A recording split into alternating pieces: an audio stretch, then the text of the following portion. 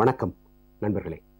ஜெயா டிவியின் நேர்முகம் நிகழ்ச்சியில் உங்களை இன்று மீண்டும் சந்திப்பதில் மிகுந்த மகிழ்ச்சி.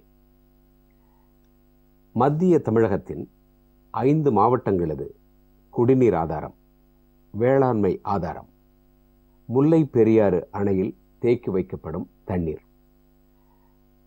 இந்த முல்லை பெரியாறு அணையின் நீர்மட்டத்தை 142 அடியாக உயர்த்த உச்சநீதிமன்றம் அளித்த தீர்ப்பு தமிழக முதலமைச்சர், அனைத்திந்திய அண்ணா திராவிட முன்னேற்றக் கழக பொதுச் செயலாளர் செல்வி ஜெயலலிதா அவர்கள் மேற்கொண்ட அயராத, நீண்ட, நெடிய, அறிவுபூர்வமான உழைப்பு முயற்சியின் காரணமாக விளைந்த வெற்றி என்று பாராட்டி, அண்மையில் மதுரையில் லட்சக்கணக்கான வேளாண்குடி பெருமக்கள் ஒன்று திரண்டு வண்ணமிகு விழா ஒன்றினை நடத்தினார்கள். அந்த விழாவில் உரையாற்றிய விவசாய சங்கங்களின் பிரதிநிதிகள் அனைவருமே உணர்ச்சி பூர்வமாக இந்த முல்லை பெரியாறு அணை நீர்மட்டம் உயர்வது தங்கள் வாழ்வு உயர எவ்வளவு இன்றியமையாதது என்பது குறித்து பேசினார்கள்.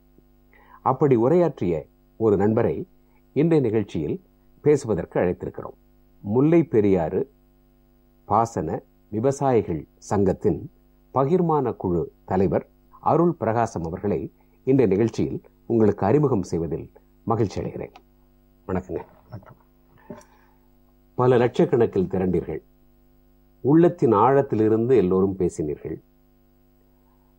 உங்களுடைய உரை என்பது இது எவ்வளவு அடிப்படையான ஒரு தேவை என்பதை உலகுக்கு உணர்த்திற்று.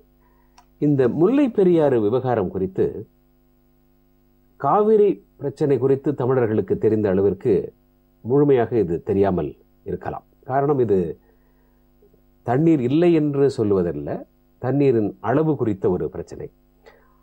இந்த முல்லை பெரியாறு அணை விவகாரத்தில் முதலமைச்சர் செல்வி ஜெயலலிதா அவர்கள் மேற்கொண்ட முயற்சிகளால் தான் இந்த வெற்றி வந்தது, இந்த தீர்ப்பு வந்தது என்பதை நீங்கள் மாநாட்டில் பேசியதை போல இந்த நிகழ்ச்சியில எடுத்து சொல்லணும்.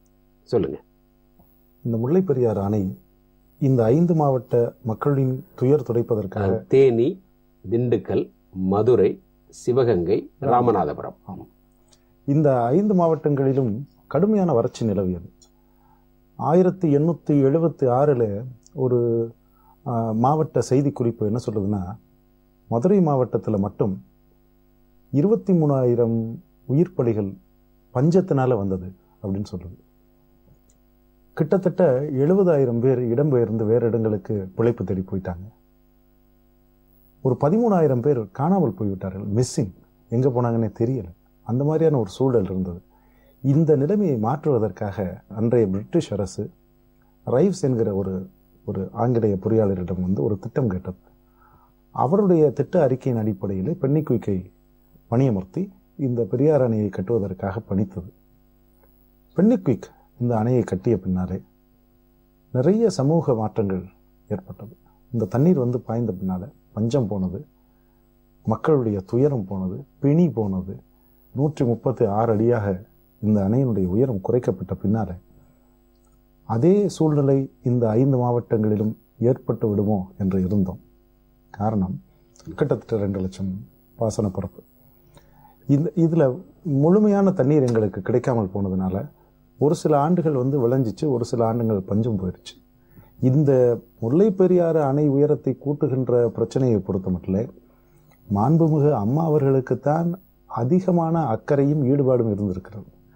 மற்ற அரசுகளிடம் நாங்கள் அதை பார்க்க முடியவில்லை.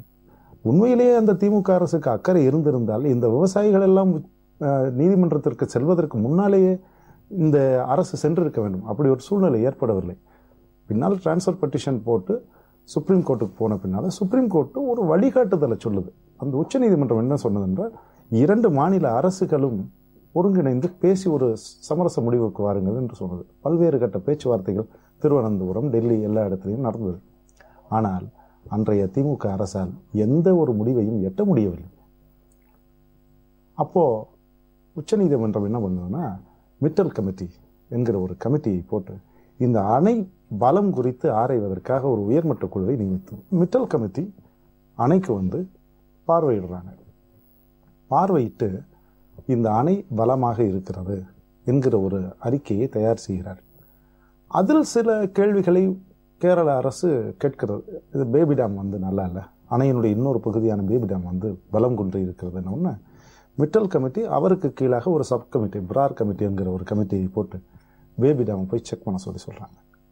பேபி டேமை செக் பண்ணிட்டு 2 கமிட்டிகளும் சேர்ந்து ஒரு முடிவை சுப்ரீம் கோர்ட்டுக்கு தெரிவிக்கிறார்கள். அதாவது அணையினுடைய உயரத்தை 145 அடியாக உயர்த்திக் கொள்ளலாம் என்கிற ஒரு அறிக்கையை சமர்ப்பிக்கிறார்கள்.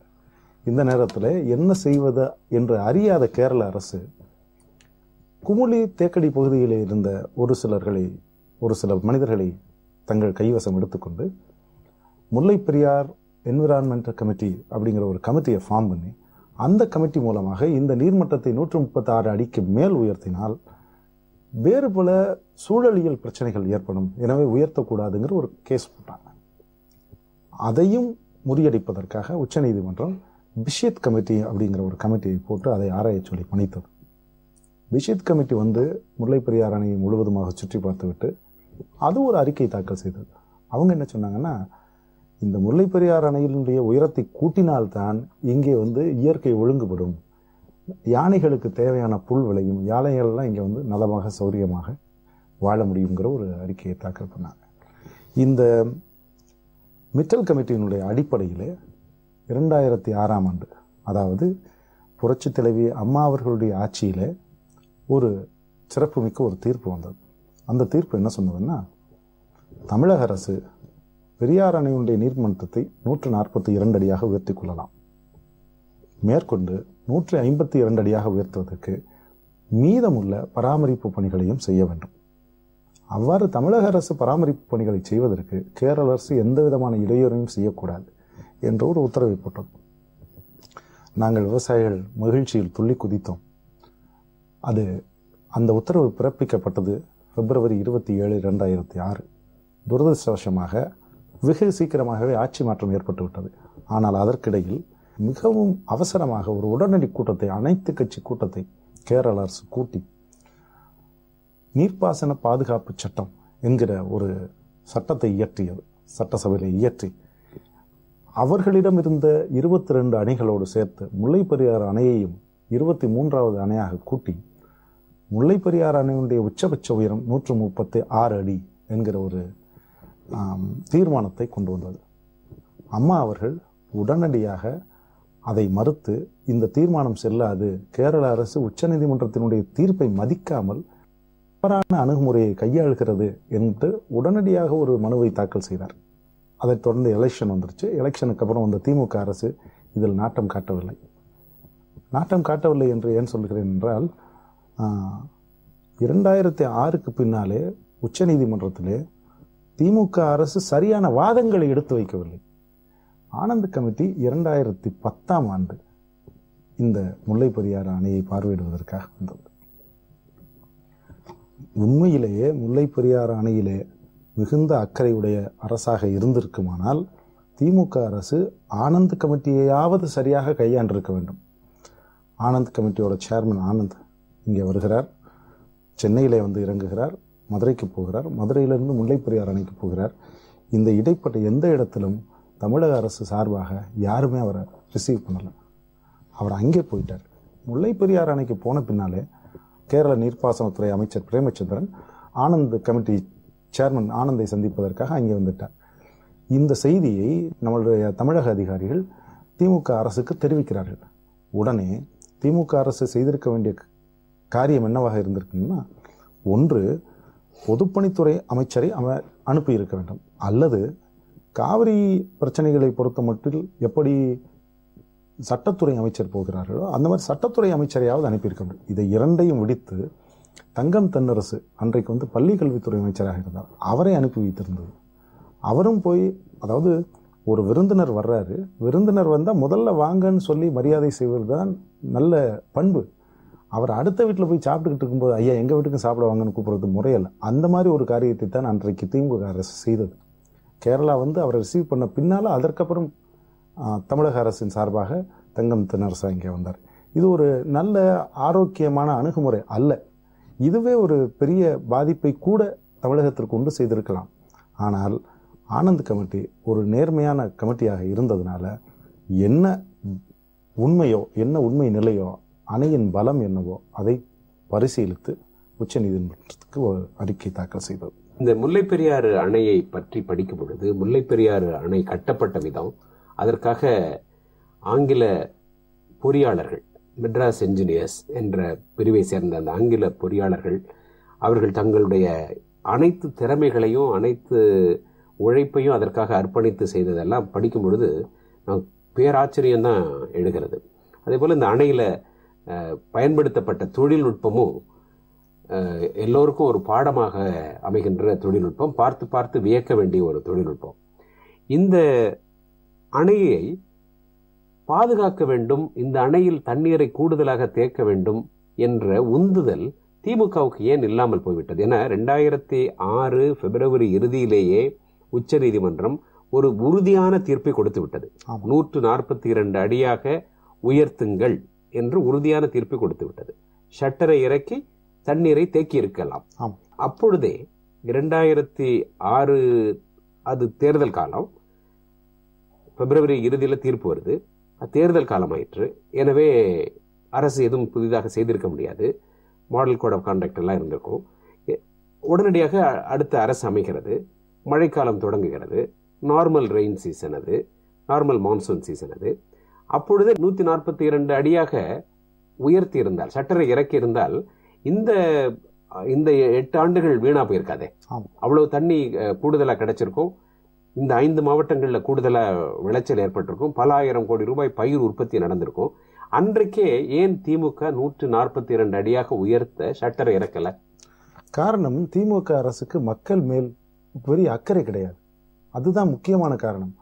இன்றைக்கு மாண்புமிகு முதல்வருக்கு கிட்டத்தட்ட 7-8 லட்சம் மக்கள் ஒன்று கூடி ஒரு விழா எடுத்திருக்கிறார்களே, அதை பார்த்து பொறாமைப்படுகிற இந்த திமுகவை சேர்ந்த முன்னாள் அமைச்சர் இன்றைக்கு அறிக்கை விட்டிருக்கிறார். ஆனந்த் கமிட்டி உருவாகுவதற்கு முன்னாலேயே சரியான வாதங்களை எடுத்து வைத்திருக்கலாம். உச்சநீதிமன்றத்திலே வலுவான வாதங்களை எடுத்து வைக்காததுதான் அந்த 142 அடியாக உயர்த்த முடியாமல் போனதை ஒழிய அவங்களுக்கு அக்கறை இல்லை. அவர்கள் மக்களுக்கு ஒரு அரசியல் பின்னணியும் இருப்பதை நம்ம பார்க்கணும். இதற்கான ஒரு அந்த காலகட்டத்தை பார்த்தோம்னா 2006 மத்தியில காங்கிரஸ் கூட்டணி அரசுல UPA 1 திமுக அங்கம் வகிக்கிறது. 2004 காங்கிரஸ் அரசு கூட்டணியை பயன்படுத்தி திமுக பல வகையான முறைகேடுகளை மத்திய ஆட்சி பொறுப்பில் இருந்து கொண்டு செய்ய ஆரம்பித்து விடுகிறது. அது சேது சமுத்திரமாக இருக்கட்டும், 2G அலைக்கற்றை ஒதுக்கீடாக இருக்கட்டும், இதிலெல்லாம் செய்து விடுகிறது. காங்கிரஸ் தலைமைக்கும் கேரளாவுக்கும் இடையிலான உறவும் நெருக்கமும் ஊரறிந்த ரகசியம். எனவே இந்த உறவையும் நெருக்கத்தையும் நாம காயப்படுத்தி விடக்கூடாது, அதனால நாம் கஷ்டப்பட்டு விடக்கூடாது என்ற நோக்கத்துல தான் ஒரு கேரளா சார்புடைய ஒரு மௌனத்தை திமுக அந்நேரத்துல தன்னுடைய கொள்கையாக கொண்டிருந்திருக்கணும் அப்படின்னு யூகிக்க முடியுது. நிச்சயமாக அன்றைக்கு திமுக நினைத்திருந்தால் அவர்களுக்கும் மத்திய அரசுக்கும் இடையிலான உறவை பயன்படுத்தி இந்த அணையின் உயரத்தை கூட்டியிருக்க முடியும். அவர்களுக்கு அணையை பற்றியோ அணை சார்ந்த மக்களை பற்றியோ கவலை இல்லை. தங்களை பற்றியும் தங்கள் குடும்பம் சார்ந்த விஷயங்களில் தான் மிகுந்த அக்கறை இருந்ததை ஒழிய மக்களை பற்றி அவர்கள் ஒருபோதும் கவலைப்பட்டதாக தெரியவே இல்லை. இதுதான் அணையை உயர்த்த முடியாமல் போனதற்கான காரணம் என்று நான் நினைக்கிறேன். இந்த ஆனந்த் கமிட்டி வருகிற போகிற காலங்களிலேயே கேரள அரசு புதிய அணை கட்டுகிற திட்டம் ஒன்றை கொடுத்து விட்டது. இந்த புதிய அணை கட்டுகிற திட்டம் முழுமையாக தமிழகத்திற்கு எதிரான ஒரு திட்டம். அப்படி என்றால் எப்படி ஒரு தவறான வாதத்தை எடுத்து வைத்து அல்லது ஒரு சரியான வாதத்தை எடுத்து வைக்காமல் உச்சநீதிமன்றத்திலே தன்னுடைய நிலையிலிருந்து கீழே இறங்கியதோ அதே போல கேரள அரசு இதுதான் புதிய அணை கட்டப்போகிற இடம் என்ற ஒரு இடத்தை தேர்ந்தெடுக்கிறார்கள். அந்த இடத்தை நம்ம PWD செக்ரட்டரி போன்றவர்கள் தான் போய் பார்த்து வந்தார்கள். அப்படின்னா என்ன அர்த்தம்? கிட்டத்தட்ட அதுக்கு ஒப்புதல் கொடுத்த மாதிரியான ஒரு சூழ்நிலை.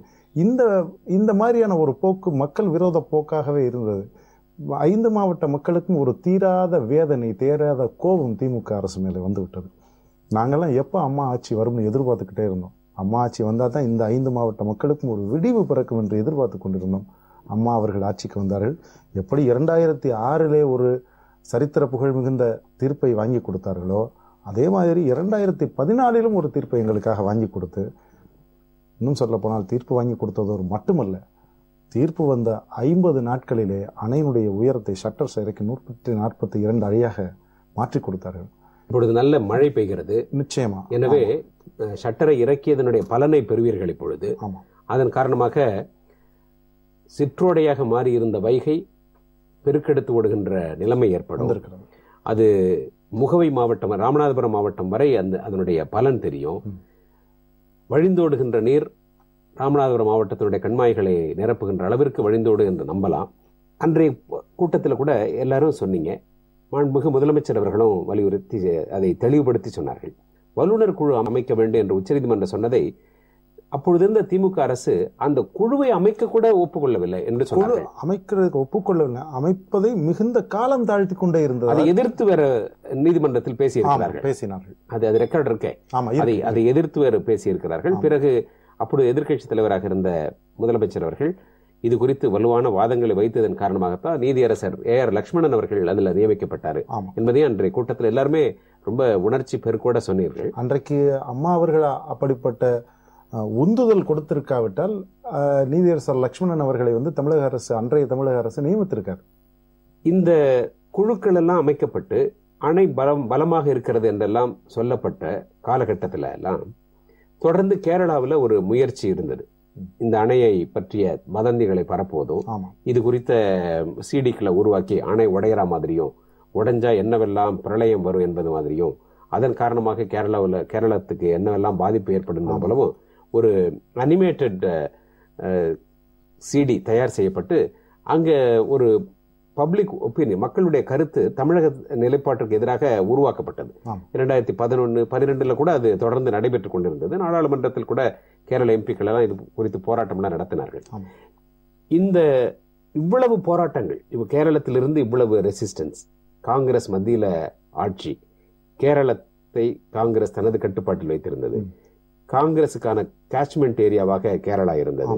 இவ்வளவெல்லாம் இருந்த நேரத்திலும் கூட எத்தகைய வாதங்களை எடுத்து வைத்து முதலமைச்சர் செல்வி ஜெயலலிதா அவர்கள் இப்பொழுது இந்த வெற்றியை உங்களுக்கு பெற்று தந்திருக்கிறார்? கேரள அரசு மக்களை எப்படியெல்லாம் பயமுறுத்தியது அப்படிங்கிறது, அது கற்பனையிலேயே போய்கொண்டிருந்த விஷயம். இப்படி டேம்ல தண்ணி வந்தா இப்படி உடைஞ்சு போயிடும், இவ்வளவு மக்கள் அழிஞ்சு போயிடுவார்கள், இதற்கெல்லாம் எந்த முகாந்திரமும் கிடையாது. அவர்கள் கற்பனை என்ன செய்தார்களோ அதை படம் பிடித்தார்கள், அதை கிராபிக்ஸ் பண்ணாங்க, மக்களுக்கு போட்டு காமிச்சினாங்க, பயமுறுத்தினாங்க. இதெல்லாம் அரசியல் நோக்கம் கொண்டது. ஆனால் 2011 அம்மா அவர்கள் ஆட்சிக்கு வந்த பின்னால் ஆனந்த் கமிட்டியிட்ட முராரி ரத்னம் என்கிற ஒரு வல்லுநர் இந்த அணையை ஆராய்வதற்காக வருகிறார். இந்த அணையில துளையிட்டு உள்ளே இருக்கிற சுர்க்கி எப்படி இருக்கிறது என்பதை ஆராய்வதற்காக வருகிறார். அந்த முராரி ரத்னம், VP தேசாய் போன்ற வல்லுநர்களுக்கெல்லாம் அம்மா தலைமையிலான அரசு மிகுந்த ஒத்துழைப்பு கொடுத்து அவர்களுடைய ஆராய்ச்சிக்கு முழுமையாக உதவி செய்து அந்த ஃபைண்டிங்ஸ் என்னங்கிறத கண்டுபிடிக்கிறதுக்கு உதவியாக இருந்தார்கள். முதல்ல கேரளா செய்தது கற்பனைவாதம், இப்போ அம்மா அவர்கள் செய்திருக்கிறது சயின்டிபிக், இதுதான் உண்மை நிலை என்பதை ரெக்கார்டு பூர்வமாக தெரிவிப்பதற்கு அம்மா அவர்கள் மிகுந்த ஒத்துழைப்பு நல்கிறார்கள். ஒவ்வொரு முறையும் பொதுப்பணித்துறை அதிகாரிகளை கூப்பிட்டு அந்த கமிட்டிக்கு என்னென்ன உதவிகள் செய்ய வேண்டுமோ அத்தனையும் ஈடுபாட்டோடு செய்து கொடுத்தார்கள். அந்த ஈடுபாட்டோடு செய்த காரியங்கள் தான் இன்றைக்கு 2014 இந்த தீர்ப்பு வருவதற்கும் காரணமாக அமைந்தது. இதை அம்மா அவர்களை தவிர வேற யாருமே செய்திருக்க முடியாது. இது எங்களுக்கு அம்மா அவர்கள் செய்த மிகப்பெரிய உபகாரம். தீர்ப்பு அப்படி வந்தது. அதன் காரணமாக அதை அமல்படுத்துகின்ற நிலையில் இங்கே ஒரு ஆட்சி முதலமைச்சர் செல்வி ஜெயலலிதா அவர்கள் தலைமையில் இருக்கிறது. அதன் காரணமாக ஷட்டர் இறக்கப்படுகிறது, தண்ணீர் உயர்த்தப்படுகிறது, உங்கள் வாழ்வாதாரம் உயர்கிறது.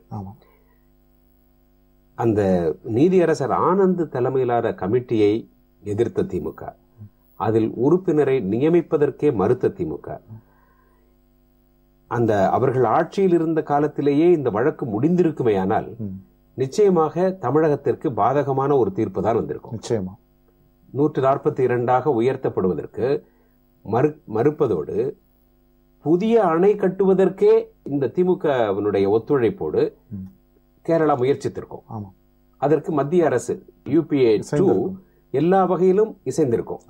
அதன் விளைவாக அந்த 5 மாவட்டங்களுடைய எதிர்காலம் என்பது மிகப்பெரிய கேள்விக்குறியாகி இருந்தது. நிச்சயமாக முல்லைப்பெரியாறு பிரச்சனையிலையும் திமுக தன்னுடைய இன்ட்ரெஸ்ட், தன்னுடைய தொழில், தன்னுடைய உறவுகள், தன்னுடைய மத்தியில தனக்கு இருந்த அரசியல் ரீதியான மற்ற வகையான தொடர்புகள், இவற்றுக்காக திமுக மக்களை பகடைக்காய்களாக பயன்படுத்தி இருக்கும்.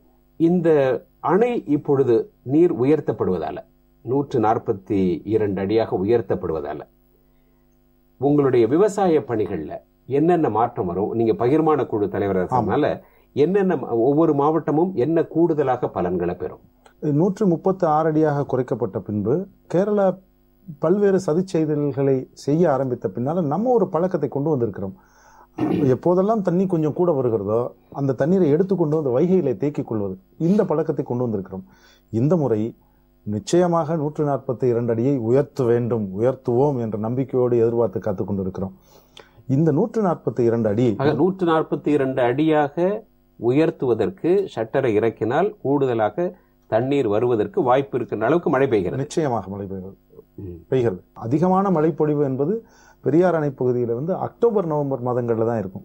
இந்த வருகிற அக்டோபர் மாதத்தை நாங்கள் எதிர்பார்த்து கொண்டே இருக்கிறோம். இப்போ 124 அடி தண்ணீர் இருக்கிறது. இன்னும் 18 அடி தண்ணீர் வந்தோம்னா 142 அடியாக போகுது. இதை நாங்கள் இந்த ஒரு நல்ல நாளை எதிர்பார்த்து கொண்டிருக்கிறோம். எப்படி அம்மா அவர்கள் 17/7/2014 இந்த ஷட்டர்ஸை இறக்கி ஒரு மிகப்பெரிய, எங்களுக்கெல்லாம் ஒரு தீபாவளி மாதிரி இருந்தது அந்த ஒரு நாள். நடைபெறவே முடியாத ஒரு காரியம் அம்மா அவர்கள் எங்களுக்கு நிகழ்த்தி காட்டினார்கள் என்பதை நினைத்து பார்க்க இப்பவும் மிகுந்த மகிழ்ச்சியாக இருக்கிறது. இந்த 142 அடி உயர்த்துவதன் மூலமாக 1.5 TMC தண்ணீர் கூடுதலாக பிடிக்கும். டேம்ல 1.5 TMC தண்ணி கூடுதலாக தேக்க முடியும். இந்த 1.5 TMC தண்ணீர் இந்த பாசன பகுதி முழுவதும் நிச்சயமாக விளைய வைக்கும். இரண்டாவது, பெரியார் அணையை பொறுத்த மட்டும் கிட்டத்தட்ட 3 லட்சம் விவசாய குடும்பங்கள் இருக்கிறது. 10 லட்சம் விவசாய தொழிலாளர்கள் இருக்கிறார்கள். கிட்டத்தட்ட 30 லட்சம் பேர் இதை குடிநீராக பயன்படுத்தி கொண்டிருக்கிறார்கள். இத்தனை பேருக்கும் அம்மா அவர்கள் ஒரு உறுதி அளித்து இந்த காரியத்தை எங்களுக்கு செய்து முடித்திருக்கிறார்கள். இதற்காக நாங்கள் இந்த 5 மாவட்டத்தைச் சேர்ந்த விவசாயிகள் மட்டுமல்லாமல் பொதுமக்களும் அம்மாவுக்கு நன்றி கடன் செலுத்த கடமைப்பட்டிருக்கிறோம். இந்த 5 மாவட்டங்கள்ல இந்த 1.5 TMC தண்ணீர் கூடுதலாக, ஏற்கனவே 4 TMC இருக்கு, அது கூட 1.5 TMC தண்ணீர் தேக்கப்படுவது, கூடுதலாக தேக்கப்படுவதன் காரணமாக அவ்வளவு பெரிய மாற்றம் வந்துருமா? நிச்சயமாக. கடந்த 37 ஆண்டு வரலாறுகளை பார்த்தீர்களானால் கடைசி ஒரு வெட்டிங் அல்லது 2 வெட்டிங் இல்லாம பயிர்புறம் மொத்தமா செத்து போயிடும். உயிர் தண்ணி, அந்த உயிர் தண்ணீர் இல்லாமல் இழந்திருப்போம். அது இனிமேல் நடக்காது. நிச்சயமாக விளையும். ஆக அந்த 4 TMCயை விட இந்த 1.5 TMC தான் மிகவும் முக்கியம். இந்த 1.5 TMC தண்ணி குடி தண்ணீருக்கும் விவசாயத்திற்கும் முழுமையாக பயன்படும். இந்த 1.5 TMC தான் அதை மாற்றுது.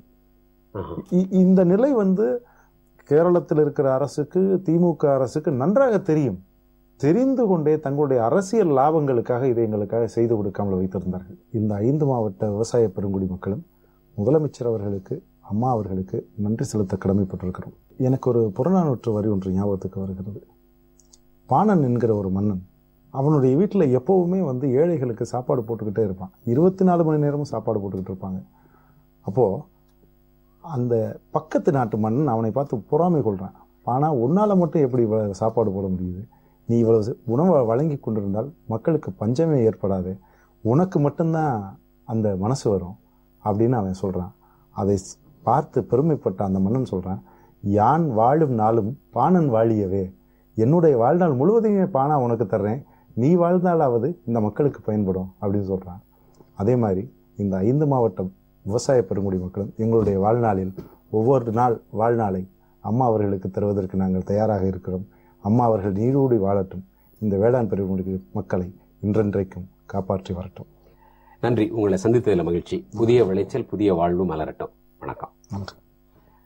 நன்றி நண்பர்களே. மீண்டும் நேர்முகம் நிகழ்ச்சியில் சந்திப்போம். அதுவரை ஜெயா டிவியிலிருந்து நெஞ்சார்ந்த அன்பு, நன்றி, வணக்கம்.